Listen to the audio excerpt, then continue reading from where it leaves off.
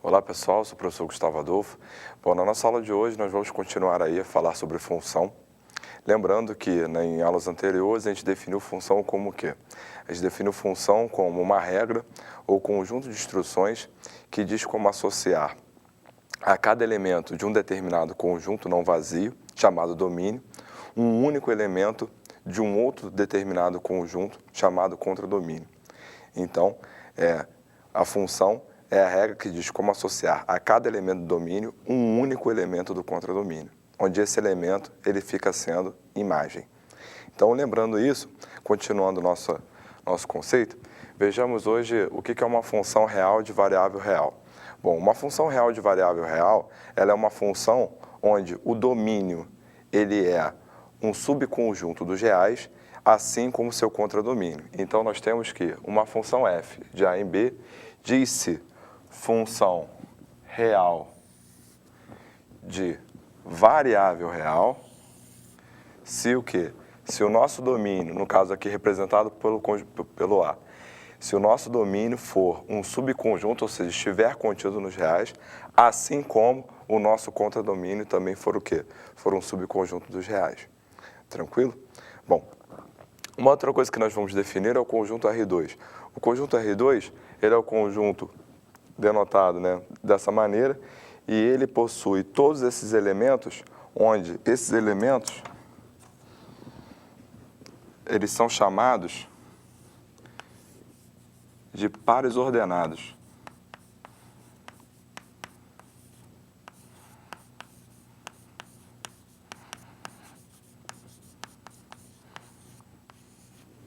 Então, o conjunto R2 é o conjunto formado por todos os pares ordenados x e y, onde x é um número real e y também é um número real. Bom, a representação desse conjunto é dado por isso aqui que nós chamamos de plano cartesiano. O que vem a ser isso? Nós temos aqui dois eixos orientados, ortogonais, certo? Se intersectando nesse ponto que a gente chamou de ponto O. Onde esse ponto O, ele é a origem. Nós vamos definir as coordenadas dele como sendo 0, 0. Então, esse par ordenado 0, 0 ele determina a posição desse ponto O em relação a nosso plano. Logo, se nós tomarmos aqui, nessa reta real, o valor 2, e nessa aqui o valor 2, podemos afirmar que nós temos esse ponto de coordenadas 2, 2. Ou seja, então, o que vem a ser o par ordenado? Na representação geométrica, o par ordenado ele é um ponto onde, associado a ele, nós temos dois números. Um sendo a projeção ortogonal sobre esse eixo OX e o outro sendo a projeção ortogonal sobre esse eixo OY. Bom, a todo par ordenado, esse número x, nós chamamos ele de abscissa do ponto.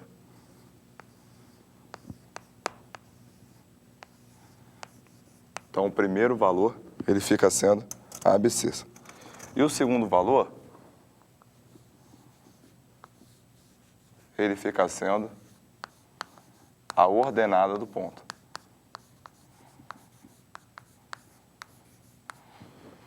Então, todas as projeções ortogonais sobre o eixo OX determinam quem? Determinam a abscissa do ponto. Sendo assim, esse eixo OX, ele é chamado, então, de eixo das abscissas.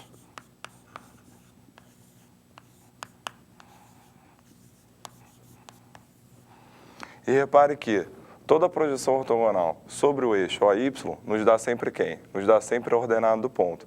Então, dessa maneira, esse eixo OY, nós vamos chamá-lo de eixo das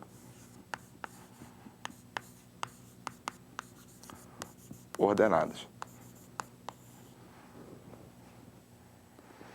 Bem, então, para cada ponto do nosso plano cartesiano, a gente tem associado, então, dois números x e y, onde o x é a abscissa do ponto e y é a ordenada do ponto. Bom, a gente pode reparar também que esses eixos coordenados, eles dividem nosso plano em 4 regiões. Cada uma dessas regiões, elas são chamadas de quadrante. E, por convenção, elas são numeradas da seguinte maneira. Aqui nós temos o primeiro quadrante. Aqui nós temos o segundo quadrante. Aqui o terceiro. E aqui o quarto quadrante. Bom, sendo assim, o que a gente pode afirmar? No nosso primeiro quadrante, nós temos o quê? Nós temos que tanto a abscissa quanto a ordenada são o quê? São positivas. Então, nós temos que x é maior que zero e y é maior que zero. Da mesma maneira, se nós tomarmos um ponto aqui do segundo quadrante, nós vamos ter o quê? Nós vamos ter uma abscissa negativa e uma ordenada o quê? Positiva. Então, nosso segundo quadrante, a abscissa é negativa e a ordenada é positiva. Analogamente, no terceiro quadrante, nós temos o quê? Tomando um ponto do terceiro quadrante, tanto a abscissa quanto a ordenada serão o quê? Serão negativas. Então, nós temos que x é menor que zero e y é menor que zero. E, por fim, no quarto quadrante, a abscissa positiva e ordenada negativa. Então, no nosso quarto quadrante, a abscissa é positiva e a ordenada é negativa. Bom, sendo assim, vendo agora nosso plano cartesiano, vamos definir agora o que é o gráfico de uma função. Bom, então, o gráfico de uma função f de a em b é o conjunto de todos os pares ordenados, o quê? X, f de x, ou seja, é o conjunto de todos os pares ordenados, onde, tomada uma abscissa x, a ordenada vai ser quem? Vai ser a imagem de x por quem? Por f. Bom, então, um exemplo aqui. Considera que essa função S, de naturais em naturais, onde para cada n nós temos Sn igual a quem? Igual a n mais 1. Bom, então, quem é? O S de zero. O S de zero é 0 mais 1, que é igual a 1. Então, o ponto que nós vamos marcar é o ponto de abscissa 0 e ordenada 1. Abscissa 0, ordenada 1, encontra-se aqui. Esse é o ponto 0, 1. Bem, quem é? S de 1. S de 1 é 1 mais 1, onde 1 mais 1 é igual a 2.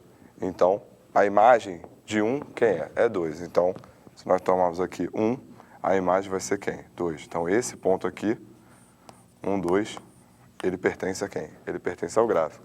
Não somente esse, né? Se você tomar 2, já deu para perceber que ele vai levar em 3. Se nós tomarmos 3, ele vai levar em 4. E aqui, sucessivamente. Você vai ter aqui infinitos pontos. Então, o conjunto desses infinitos pontos representados, né, por esses pares ordenados, né, determinados por esses pares ordenados, é que vem a ser o gráfico da nossa função.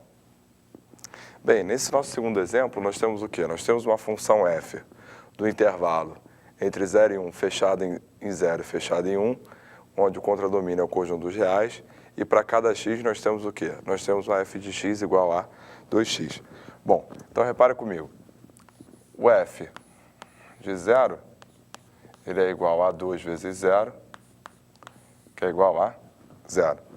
Então, a imagem de 0 é o próprio 0. Bom, pega agora o outro extremo do intervalo, f de 1. O f de 1, ele é 2 vezes 1, que é igual a 2.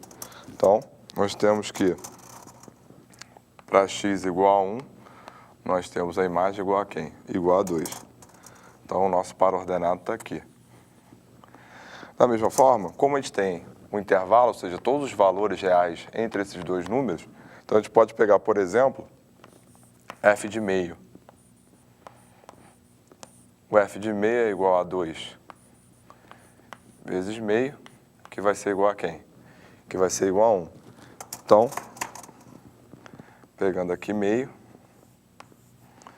esse cara vai levar aonde? Vai levar em 1.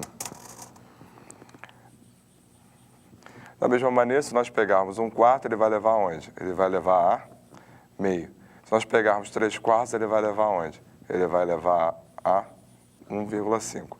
Então, como assim, essa distância, né, que a gente caminha daqui até aqui é sempre proporcional, ou seja, a razão entre esses segmentos é sempre igual a 2, e como a gente tem para todos os intervalos, para todos os números no intervalo de 0 até 1, a gente pode supor o seguinte, a gente pode supor que a imagem, né, o gráfico dessa função, vão ser todos esses pontos contidos sobre quem? Sobre esse segmento. Onde uma extremidade do segmento está em 0, 0, as coordenadas 0, 0, e a outra extremidade do segmento está onde? Está em 1 e 2. Uma coisa que vale a gente ressaltar é a seguinte, o domínio é o intervalo de 0 até 1. Então, se nós pegarmos a projeção desse segmento sobre o eixo x, a gente tem exatamente quem? A gente tem exatamente o intervalo que é quem? Que é o domínio. Enquanto que, se nós pegarmos a projeção, né, no caso desse gráfico, em relação ao eixo y,